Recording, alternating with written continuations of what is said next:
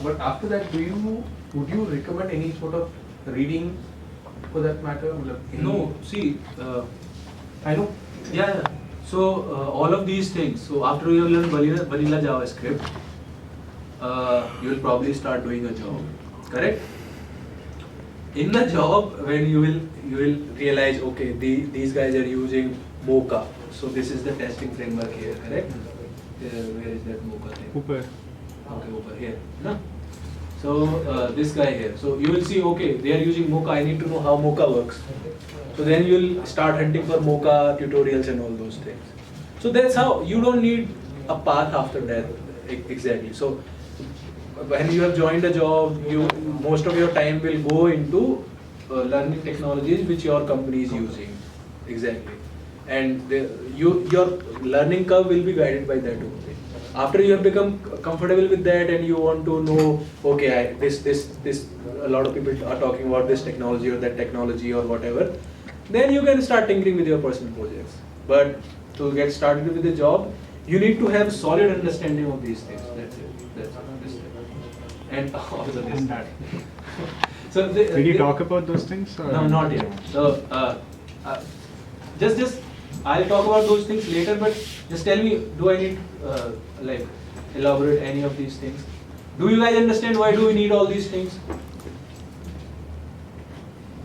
What are closer and Yeah, these are language, no? Closure script and L. See here. Yeah. These are languages only. Those are languages, but they also kind of function as a framework. You know, Framework, so you can build sites. So Elm, so for like you saw Redux, right? Redux was inspired by how you use Elm to build sites. So Redux inspiration came from Elm. So Elm is doing a lot of interesting stuff, and a lot of people are talking about that as well. So I mean, we don't really, as web developers, we don't really need to get into these things right now. So these things are like additional kind of stuff, right? These things are for experienced people who are on the bleeding edge, cutting edge of web technologies, who are trying to improve things. These are not for us who are trying to learn things. You will, even if you start getting into it, it will start making sense to you, but it will not be very beneficial in any way. So if you reach a state where you have learned enough JavaScript, you have built enough stuff with JavaScript, and you're in a situation where you're not really like JavaScript has some problems, and I'm not really happy with that, and I don't really want to use ES6 and latest version, then you have something like Elm, which you can build with, and then that will transfer into JavaScript and stuff. So those are like at a later point. You don't need them. They're kind of a luxurious kind of. Here is another thing which I forgot. Vagrant. So Vagrant is it's also I would recommend, but I'll tell you what it is. So just like Docker, you install a software Docker, you build your application into a single image, and you transfer it whatever you do. Same thing, Vagrant is there. Instead of a container, it will build a virtual image, like virtual machine. whole Linux image. Huh? Whole Linux kind of. Yeah. So you will need to have VirtualBox installed or virtual VMware, virtual machine installed in your computer to run this thing. So you have virtual machine installed, then you pull the Vagrant image, it will install the OS, it will install everything, and you can run. It's the same thing, but it's just a technology of virtualization, just like Docker. So instead of a container, which multiple containers can run on the same OS, Vagrant what does is, you have a virtual machine in your computer, and only one Vagrant this thing will run on one virtual machine. So you can fire up multiple virtual machines, and you can run multiple instances or applications. Or maybe you can fire multiple virtual machines and you can then run multiple Docker containers inside them. So multiple containers can be run in one computer, but Vagrant cannot be run in like multiple Vagrant images cannot be run in one computer. That's what it means. So if you have one OS, only one Vagrant things can be run. Containerization means that only. So Vagrant and Docker are equivalent in the sense, but how they differ is how they virtualize things. So basically, I want you to just feel that what pain points all these things solve. You don't need to really learn or do these things. I want you to just feel like this. If if you hear these words again, or if there is a discussion going on around this, it will start making sense to you, and you will know, okay, because these guys, they are talking about these things. I know what this technology solves. So if you have any questions, how do you what any of these does? So I will.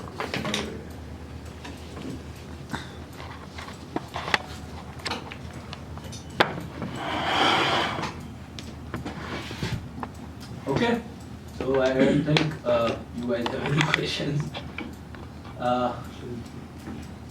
Okay, so this is the final thing which you have to learn. Compulsorily. You cannot avoid this thing. So you have to learn how to use FTP and how to transfer your files from your computer to some other computer which you have rented somewhere. How do you do that? That is called hosting somewhere else.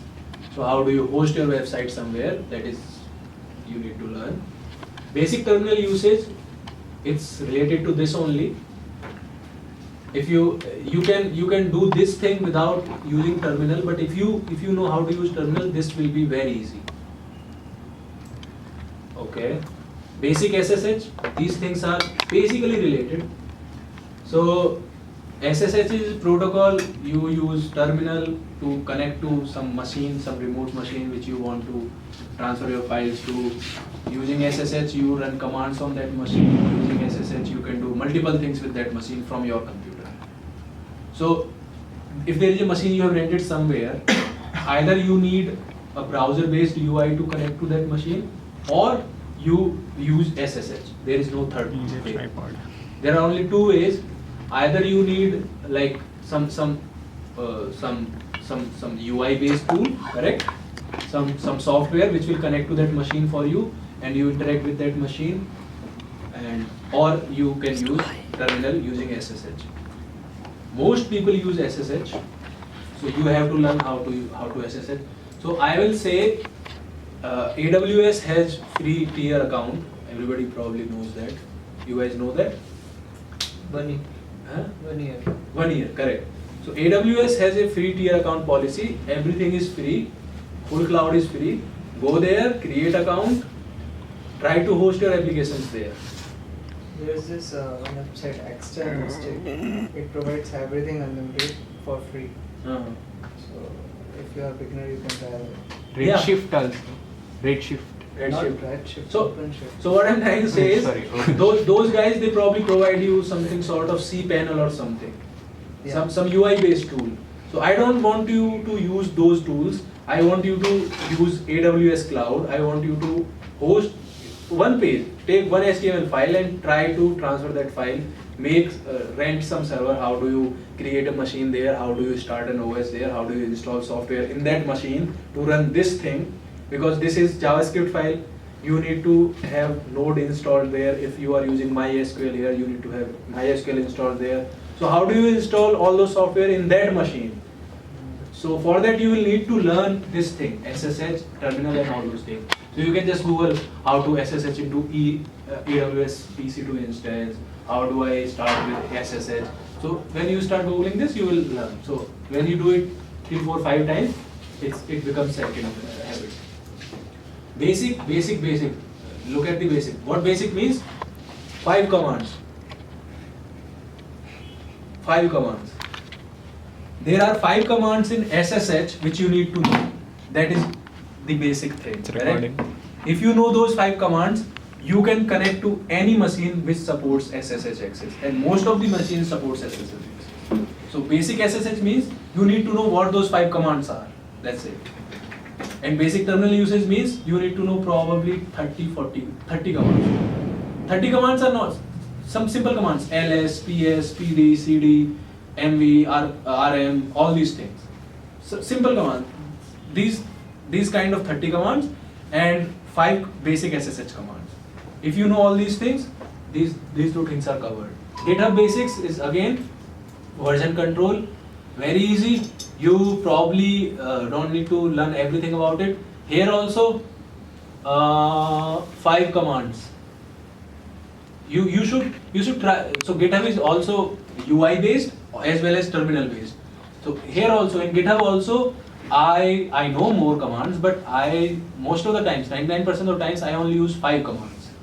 So if you know 5 commands, you will get a feel of how version control. So you should start, like, even if you are dealing with one file, you should do all these things. You should create a cloud server, you should SSH into it, you should try to use terminal, you should try to install GitHub in your local computer, you should use GitHub. Learn how client and server talk to each other, RESTful web service, stateful proposal. So these things are not really something which is a skill per se. This is domain knowledge. I mean, this is the basic of network computing. This is the basics of web, how web works. This is not some skill which you will use in your application building or something. But if you don't know this, then you will probably be a bad developer. So how means what protocols do they use, and what happens when a client, when I type a URL in my browser, what happens in my computer, what my computer does, what other computer does. So that kind of thing. That's what it means. Learn how client and server talk to each other. And RESTful web services is nothing. This means for me this means how to set up a web server somewhere. How to serve web pages or some files or images. You need to know how to. So basic of this. There are advanced concepts around this, but that you will only learn by working with somebody who deals with all those things. You cannot learn those things by imagining or conceptualizing or logical steps. You will only learn when you need them to learn. So basics is just basic web server. So I would just recommend, go create an account, try to host one file using GitHub,